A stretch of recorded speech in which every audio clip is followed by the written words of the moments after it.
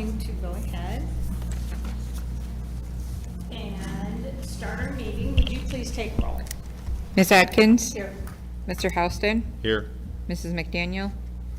Mrs. Peterson? Mr. Stoffer? Here. Mr. Wylage? Mrs. Sheffel? Here. Can I get a motion to approve the June 5th, 2023 agenda? So moved. Second. We do have a couple closed sessions on here. Would we move those to the end, or will we go into closed session and come back with action items? We'll probably go into, I mean, we can move those to the end, I guess. That's fine, because there will be no action on real estate and, no action on evaluation other than the contract renewal, so. Right, so we could go ahead and, okay. And move so- to action items after 7.08.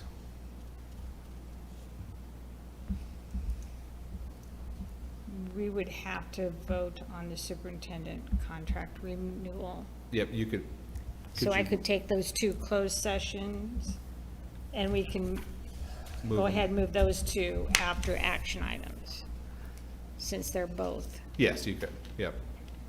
Is that all right? We can move Moving those into two. after 9.08 Yes. or 9.09? After 9.08. After 9.08, or, No, 9.09. Yeah, just 9.09. move to the end of 9.09. Right, right, because the, Because We're gonna do the evaluation will be contract separate renewal. than the right, the contract. contractor, right, You're the gonna do that contract renewal But is prior to separate. the evaluation? Okay. Yeah. Yes. Is that okay with everyone? We'll then do the two closed sessions after action items. Okay, can I get a motion to approve the agenda? Do we do that? Yes, we have a Got it. motion by Okay, Mr. vote, Stoffer and a please. second by Ms. Atkins? Yes. Mr. Houston? Yes. Mr. Stoffer? Yes. Mr. Wylage? Yes. Mrs. Sheffel? Yes. Commendation and good news. So the good news is we're out of school, finally. So we had students ended last Friday. We had a ton of activity around the school, celebrations, a lot of good things. Each one of the buildings kind of had a different activity going on. And so from the 8th grade celebration and celebration day to Titan Hill celebration, Kraft had all sorts of things. They had popsicle day, they had a hot dog day, they had picnic, they had all sorts of fun stuff going on. The high school had their end of year stuff. Actually, kind of a week prior, they had the Walk of Excellence, and then they had hot dog. Must be a big thing with hot dogs around here. So a lot of hot dogs. Hot dog feast with the seniors as well, grilling out. So it was a lot of fun. Today we did last day with staff, and I always start the year together and close the year together. So we did close the year together, and we talked about just celebrations and all the things that we've done throughout the year to ensure that our students are set up for success, whether it's for next year or as they leave us and move on to other careers or schools. And so just a lot to celebrate. So yeah, it's been a really good last week. Anyone else commendation and good news?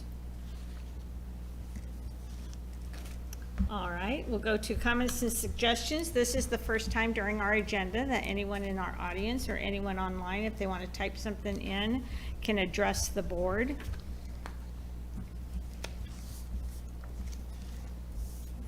Okay, hearing none, we'll go on to our consent agenda. Can I get a motion to approve? So moved. Second. Have a motion and second, and do we have an updated personnel sheet? We do. We have new items in section A and section I, and then all of the teacher leadership positions have been also. And they are all printed and in front of you, so Dave does not have to scroll through the list, and it is front and back. I'll still scroll for the public, but There's one potential, there's one person we haven't heard back from You know, when we do talk about good news, this is really good news. Our participation in teacher leadership is outstanding. Definitely. We had 15 new people apply this year. Grant was with never a teacher leader before. That's good. Any discussion?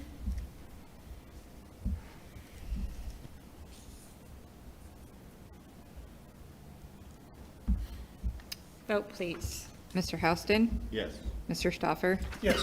Mr. Wyledge? Yes. Ms. Atkins? Yes. Mrs. Sheffel? Yes. Report 6.01, superintendent report. So I just had one major item that I wanted to kind of report on, and that is our student enrollment. And I'm going to let Dave lead this, as he is kind of our data guy. I think that some of the things he'll point out will kind of lead into some of the reasons we're potentially looking at, maybe expanding facilities, just because, with all the growth that is expected to take place in our community over the next 5 to 10 years. And I hear that the city of Council Bluffs just approved another 900 units to go in at Lake Manawa. And so that is about 600 more than I was anticipating in that area. And so that is some major growth that we will have to adjust to, because even though maybe all of those units won't necessarily carry kids, we're already pretty full. And so the thought of adding potentially hundreds or even 1,000 more students to our current facilities is pretty daunting. So, but anyway, I'll kind of turn over the floor to Dave to talk about some of the enrollment trends that we're seeing. Sure. I did provide you on the table the nerd part of the presentation, okay? Lots of data for you. If you care to look at it, you're welcome to. But really, this slide does capture most everything that I'd like to share. As you recall, for the last 25 years, we've been collecting enrollment data every Wednesday. We count heads, basically, in our student information management system. We have a lot of data. What I've done is try to give you a glimpse of what that data looks like and feels like. I have to say this year is kind of an unusual year for our enrollment. We have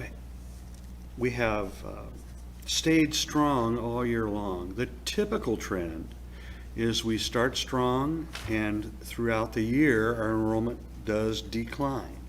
And that's a result of a number of things. When do people move?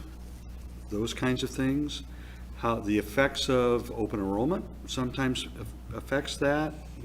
Open enrollment, generally you start the year with the most open enrollments. And if they leave during the year typically.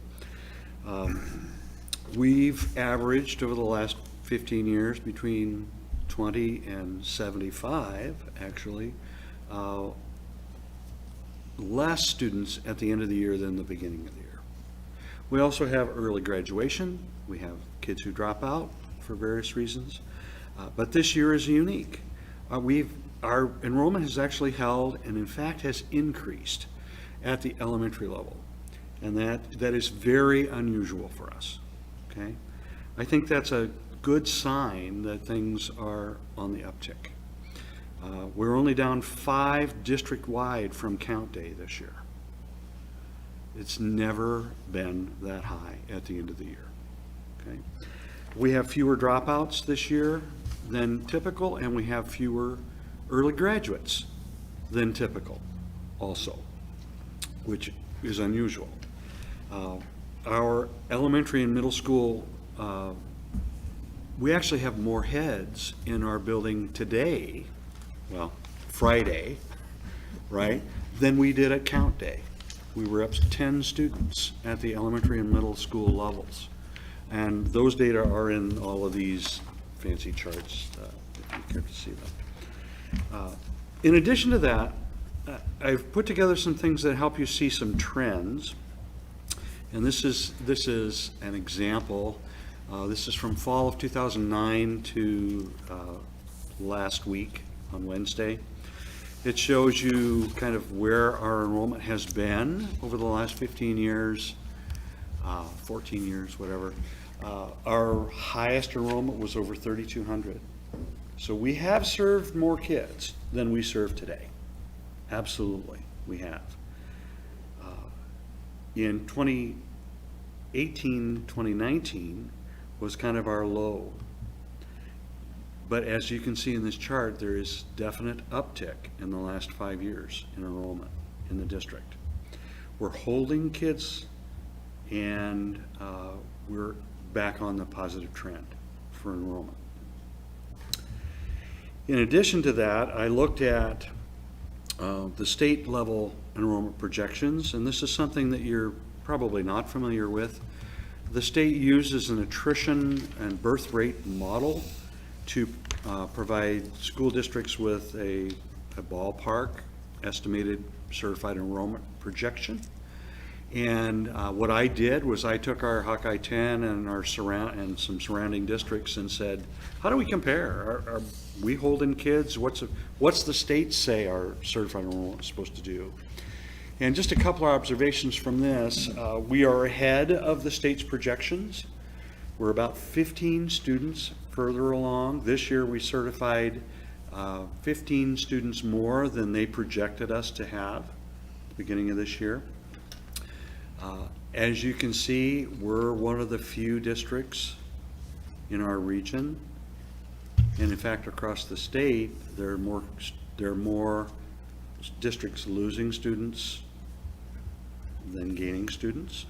The population in Iowa for school-age children is dropping, but we're bucking that trend. We are outpacing the model by about 15% right now.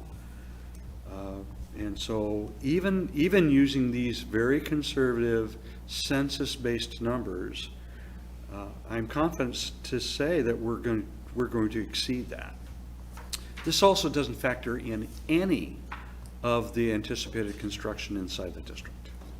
Right? So it's a very positive kind of outlook where I'm going with all this. And that's it. My last enrollment projection thing for someone else will pick it up Yeah. probably.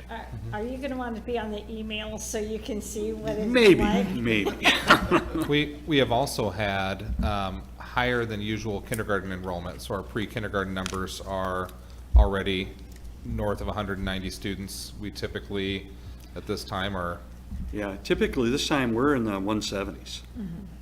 And we think you get another section of kids between now and the start of school. Well, we're ahead of that. I talked to Karen Dunlop again today at Creft, and she's worried. So Registrar at these Creft. projections are all based on the models from the state, right? This is the state's model. It's a census-based model. It's based upon birth rates in the county combined with attrition. And this is only certified enrollment. This is not head counts. Okay. this doesn't factor in any open enrollment or. Yeah, no, I mean, it's just such a big difference between Council Bluffs and Lewis Central being the closest district Absolutely. to It's us. I a mean, that's huge just difference. that's a And mountain of a that's number. actually, the difference for us is that we have held our enrollment, so our baseline trending is up. Council Bluffs is not, so their baseline trending is down. And this has no factoring for the growth potential of the district with any construction or anything like that, No, so. okay. none. None. It's strictly resident student count, Okay, not factoring any issues from the economy or any of those kinds of things. got it.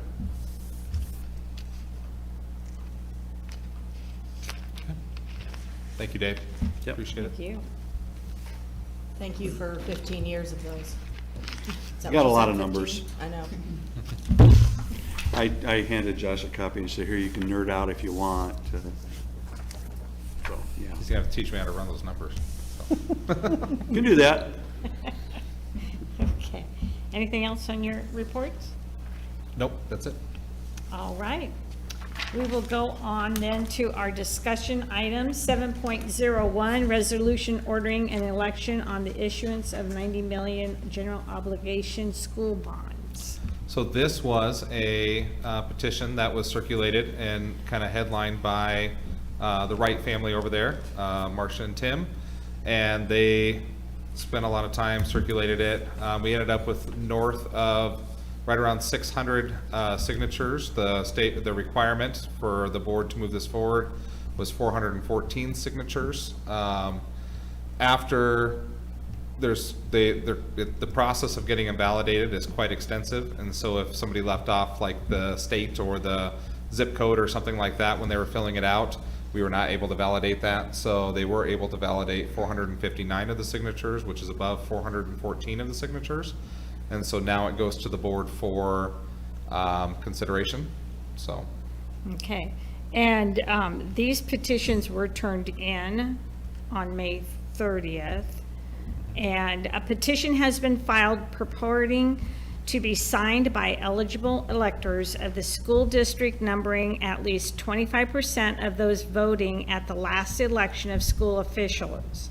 The petition requests that an election be called on the issuance of bonds in an amount not to exceed $90 million to provide funds to build, furnish, and equip an elementary facility, including an early childhood center, and improve the site therefore, to build, furnish, and equip an addition to and remodel, repair, improve, furnish, and equip the existing middle school facility, included related site improvements, and to remodel, repair, improve, furnish, and equip the existing high school, Titan Hill, and Creft facilities, including improvements to the sites therefore. Yep. And so what will happen now is the board, after you take action on this, this will be placed on the November, I think it's the November 7th. Yep. Yes. Election date, and then the community will have an opportunity to vote for it. So essentially what it is it would allow the school to receive the funds to build a centrally located elementary school and early childhood, renovate and add to the middle school, and then do infrastructure work on the high school, Titan Hill, and Creft buildings. This will put the two propositions on there, right? This would be two propositions, so this would be a two-vote measure. The first one would be stating that the community is going to allow us to bond up to $90 million for these projects. And then the second measure is that we will be able to levy up to a $4.05 levy in order to get the money to be able to do it. Now, that does not mean we would levy a $4.05 levy. Right now, that levy is looking more like $3.40, $3.50 to start. And to give some context, we are currently sitting at $10.30 per thousand for our levy, and surrounding communities are at $16 and change and almost $15. Schools our size that we compete against in athletics or across the state are currently in the 18 to 19 per thousand range. So we are roughly half of what they currently sit. So this would allow us to renovate the buildings, expand the buildings, and be set up. Now, this is also determined on the valuation within the district. So as estimated valuation goes up, the levy goes down because it does not take as much of a levy to raise the funds that we need in order to make this. So in the projections that I have seen, it may start at a $3.50 levy, and then by year, 8 or 9, it could drop down to $1.50 or $1 or something like that. So we're waiting. Yeah, it's not just the valuations as we add houses to As, it. yes, 'Cause so there's a as the hard dollar valuations number, of our district, so as we, for instance, we have some industry that's coming in and they're gonna be adding some new, industry, like those are taxable, as they add housing, that's taxable, so all of that will increase the valuation of our district, and as our valuation goes up, the levy drops because it takes less per household or less per thousand in order to raise the funds. One of the things to note is the reason that I think the emphasis is now versus later is the fact that it does take about 3 years to build an elementary school. It does take, this whole process could take, 6 to 7 years to get through all of our facilities to renovate them and add to them or add new as we are looking at them. The housing's not going to wait 6 or 7 years for us to get done. And so this is an attempt to get ahead of it and to make sure that our current facilities are in such shape that our students are able to come to school in rooms and in areas that are safe, climate controlled, that safety is attended to, that we look at making sure that our entrances and exits are safe, that we look at our roofs and our parking lots and make sure that the infrastructure is what we're focused on. I will go, if the board places this on the November agenda, we will kind of launch into a full informational section just because I want to make sure that people understand and have a good understanding of what the dollars are going to go to, and that these aren't just figures that are just kind of popped up on top of my head. This is something that has been thought out and that the plan will be shared fully with our constituents.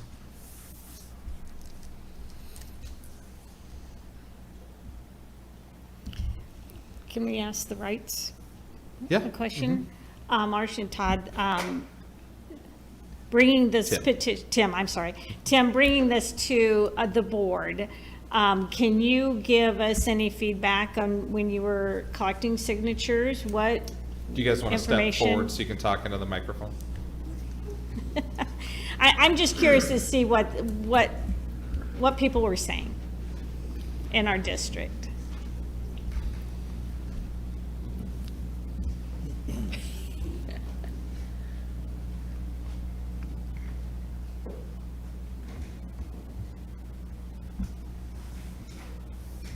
Most of the feedback that was received from people that were petitioned were excited by the fact that Lewis Central was looking to add an early education center.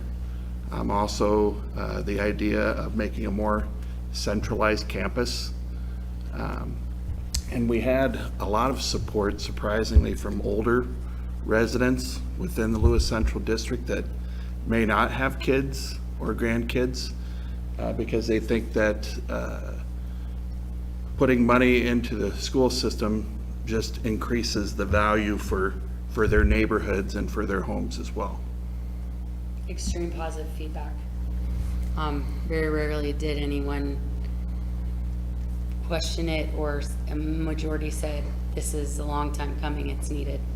So it was very overwhelming support by we were at parent-teacher conferences, PTA night, movie night, some of the elementary concerts and the middle school concerts, and ran the gamut, track meets, baseball games, stuff like that. And football practice, yeah. Overwhelmingly support. Everybody was like, here, I'll sign. So I think the community is definitely wanting this. Okay, thank you. That's reassuring to hear. Thank you, guys. Thank you. Does anyone else have any questions? Any comments?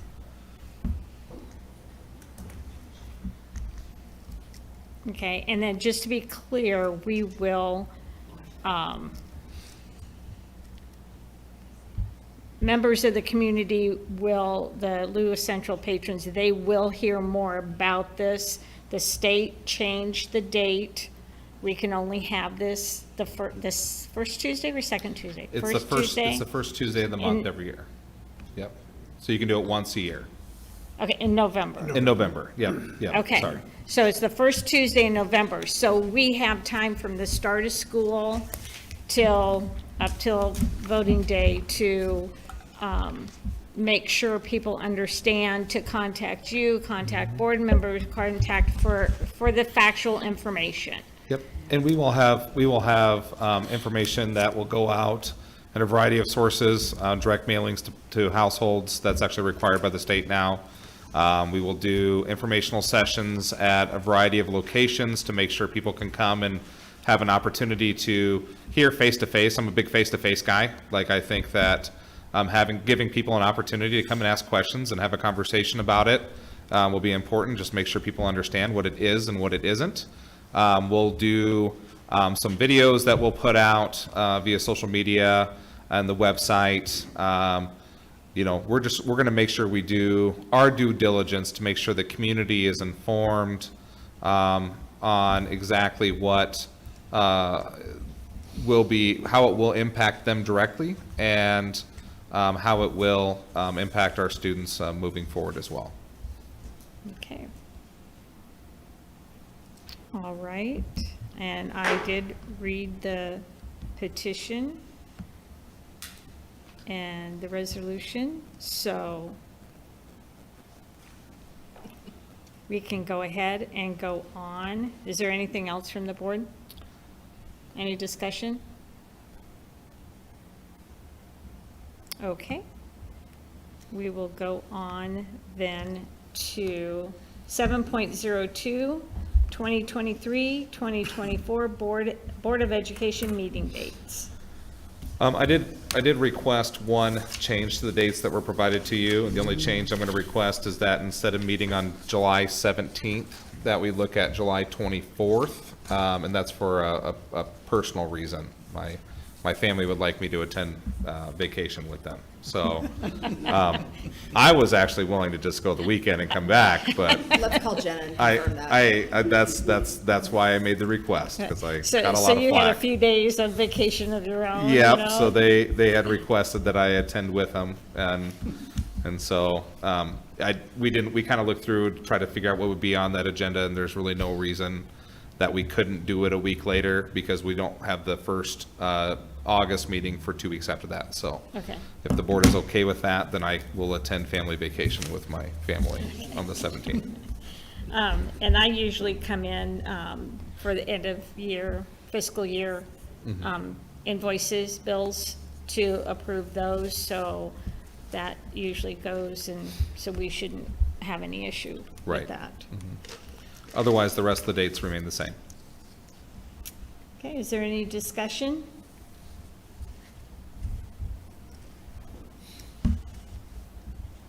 All right, we'll go to 7.03, multiple software license renewals. I'll let Dave talk about this a little bit. He is our Power School resident expert, so. We use 3 products from Power School. We use the Power School Student Information System, that's the SIS. That provides the fundamental backbone, if you will, for all of our student information. It's the product that enables us to have grade books and take attendance and report to the State Department and all of those kinds of things. In addition to that, we use the online enrollment, the Signature online enrollment product that enables us to, in July, launch and re-enroll students into school. It used to be called InfoSnap prior to Power School purchasing the product. And then the third product we use to manage all of our HR documents and processes. So all of our contracts, all of our evaluations, everything HR, trying to move to less paper, right, as a result. And so those 3 products together represent the suite of products that we use Power School for.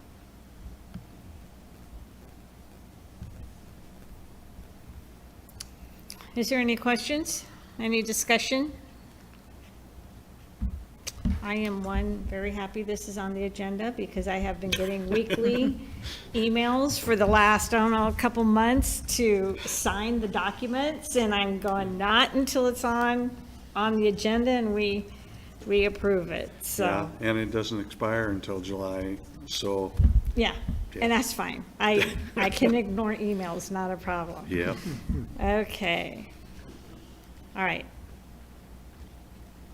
Okay, we'll go on then to 7.04, policy review, 802.2, request for improvement, second reading. This is just the second reading from that one that I'd requested to change just to make the language consistent. Right now I have the ability to approve up to $20,000 in purchases.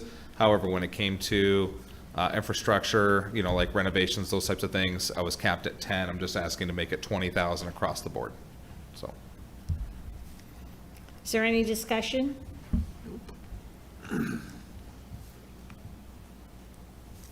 right, 7.05, operational sharing agreements. so we have two agreements that we're proposing. One is a renewal from this year. We shared Zane Harvey as our operational HVAC director with Missouri Valley. So they paid for 1/5 of his salary. And then he spent 1 day a week at Missouri Valley. And then besides the 1/5 of the salary, the state does provide an incentive for sharing. They gave us the equivalent of 4 student funding. So we get an additional $30,000 next year to share him. So pays for about 50% of Zane's overall cost for us. And with the amount of HVAC issues we have right now, it's great to have him, and it's great to be able to get a little bit of a kickback on him as well. And then the second one, we're looking to expand some operational sharing with Underwood. Jenny Wright serves kind of right now as our head of HR underneath Andrea, underneath Mrs. Reyes, and we're looking to, Underwood's looking for some expertise in that area in HR, so looking to share her with Underwood with some time. 1/5 of the time, they would provide us 1/5 of the salary, and then we would get an additional 4 students back at that. So essentially, it's a way that we can then turn around and use the savings on her to be able to hire an additional HR person to help in the front office here. So we can get people onboarded quicker, we can get them through applications quicker. Just really, I mean, it's kind of, we used to be able to say when somebody applied, you know, hey, you know, we'll make sure we touch base at the end of a week or two, but like anymore, it's people want to know now. And so making sure we have the personnel. So we would actually not necessarily see the savings there as much as we would turn around and use the savings to hire additional support. So it doesn't, at the end, it would wash out. So Is Jenny understanding this and? she is, yep.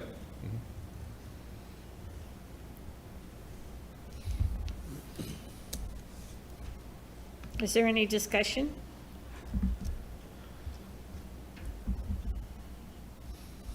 Okay, and this contract goes year by year, Year by year, correct? yep. So if for some reason it's not working out, Then we just nix it the next year, okay, yep. all right. 7.06, purchase of 12-passenger van. So 12-passenger vans are like the unicorn of of school transportation. You can't hardly find them because the state dictates that they have to be used 12-passenger vans. Otherwise, you have to have a bus license if they are anything over 12-passenger. And if you go down to 9-passenger, you can buy new, but that's 3 less kids we can transport. And with us having issues trying to find bus drivers and van drivers these days, the more students we are able to transport in a single vehicle, the better, but you have to buy them used. And so we're always on the lookout for used 12-passenger vans that are within a drivable distance. So we found one that's in West Burlington. This is, by the way, only the second one we found all year that have relatively low miles at a purchase price we believe is fair. So so make the recommendation to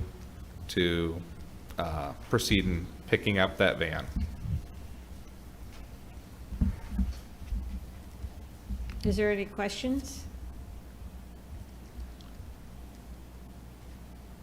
How far of a drive is West Burlington? It's like 4 hours, 4.5 hours. 4.5 hours. Okay, The plan is they'll drive out on Wednesday to go get it. okay. All right, we'll go to 7.07, purchase of SUV. So this is another thing that we've been on the lookout for. So we purchased the school's first Suburban back in last October, and did it with the winter coming, knowing we had some, we're transporting students to Omaha, or our activities, we drive them all over the place too, being able to have a four-wheel drive vehicle. There was some skepticism whether or not that would be a good vehicle for us. And I told them, I said, hey, I promise you, like Missouri Valley, they loved them. They use them all the time. And so sure enough, Mr. Shokin came back after about 2 months and be like, we need more of these. Like, it's the most requested vehicle for winter months, and especially with the smaller teams that can take them, our cheer teams, our Special Olympics teams, our, bowling teams, like, that's the vehicles they want, when they're driving around in the winter. So we've been on these are hard to come by because of just finding dealers that have the available capacity to be able to either order or get them on site in time for us. And so Edwards does have one on that they're able to order. And the purchase price is actually about $4,000 less than what we paid for the last one in October. So, or $5,000 less. So, good purchase price. They'll have it to us by the end of summer. It's exactly what we want. So. Any discussion?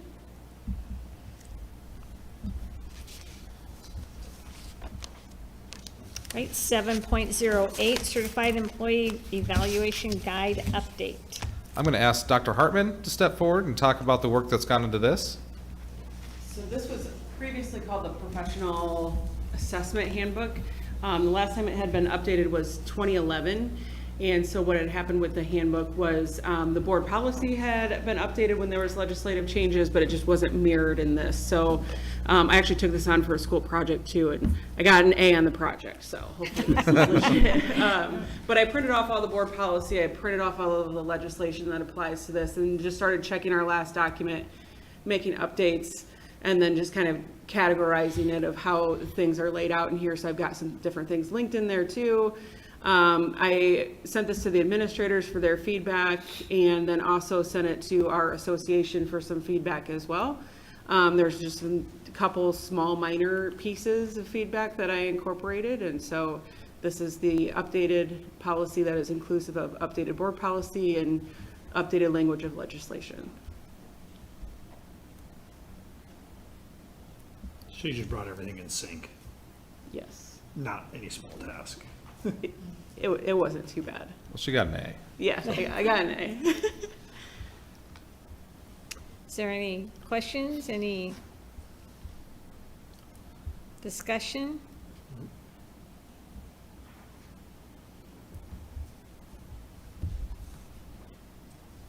All right, thank you very much. Then we will do 7.09, which is in closed session per Iowa Code. Do I have it here? And we moved it. Right, but we're going to go that in closed session, and then I want to make sure superintendent evaluation to ask you, do you want that in closed session? Yes, please. Okay, so we will move both of those down to after action items. We will go on to the 7.11 superintendent contract renewal. And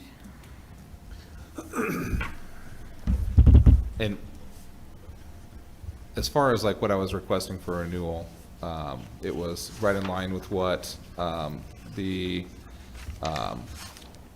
association or the teachers and all the other staff were provided as far as the same increase, the 2.68% increase, and then just renewal 3-year contract. So correct.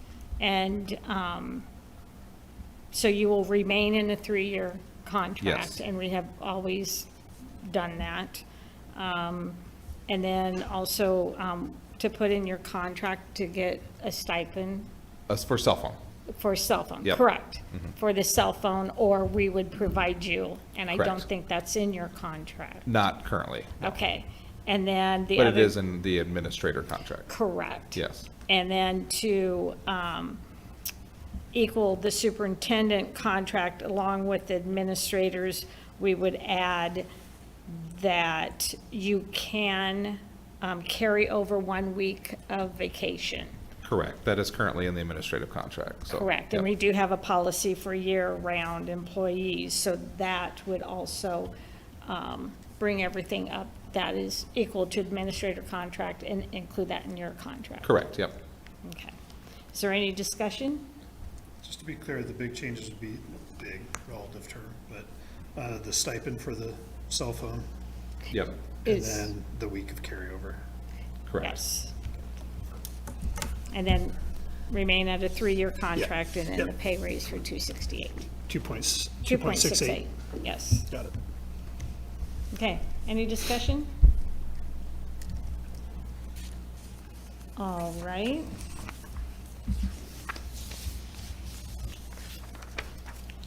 We'll go on our next time during our agenda. This is the second time that anyone in the audience or anyone online listening and wants to type something in can address the board.